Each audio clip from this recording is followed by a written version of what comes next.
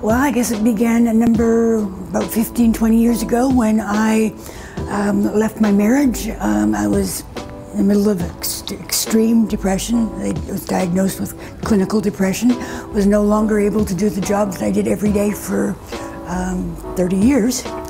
And I turned to more drinking and started doing some drugs, and that led to me losing the apartment that I owned, I couch surfed for 3 or 4 years. I lived in my car on numerous occasions, and finally that was stolen too. Life today is great. It's awesome. I feel extremely lucky. I totally believe that the key to ending homelessness and addictions is people feeling good about themselves and feeling that they have their own power back.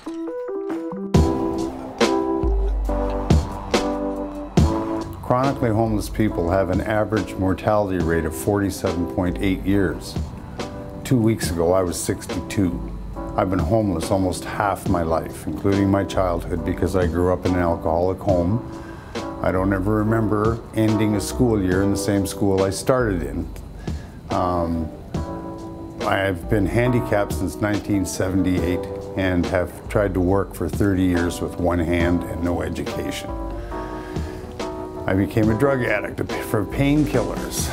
And you can't hold a job and be a drug addict at the same time. So I've lived on the streets in Vancouver, Toronto, Calgary. Fortunately, I just finished turning 60 not too long ago, and because of my age, they got me into a low-income seniors facility, so now I have somewhere to live. And it's rated on my income, so it's 30% of my income, and it allows me to buy food and transportation and things. Having my own bathroom, a place to sleep, a kitchen that I can cook tea or coffee in, a safe place to close the door at night. It's expanded my heart. It really has. I am so grateful to be a Canadian, and I'm so grateful to have somewhere to live, that I want other people to get that also. The Canadian government can help end homelessness by creating more affordable housing. There's nowhere for people to go. They have to create more affordable housing. It's really hard to tell you about homelessness unless you've experienced it and been out on the street. When I was sleeping in a doorway and somebody just kicked me with his toe to see whether I was alive or dead in the morning. And that's such a feeling of just being a piece of meat. That's one part of being homeless. Being in Vancouver and homeless in the rain, and then my feet, my toes in particular, feeling like they were going to fall off because they'd been in wet socks for 7 days and no chance of having dry socks or dry sneakers. And that was really hard.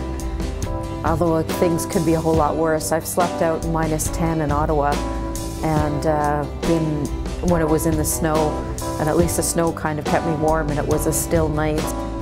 What changed was I had housing as a big change, and I also had people that cared, and I also have people through the Carnegie Community Centre that helped me discover what my gifts were and mentored me in using those gifts.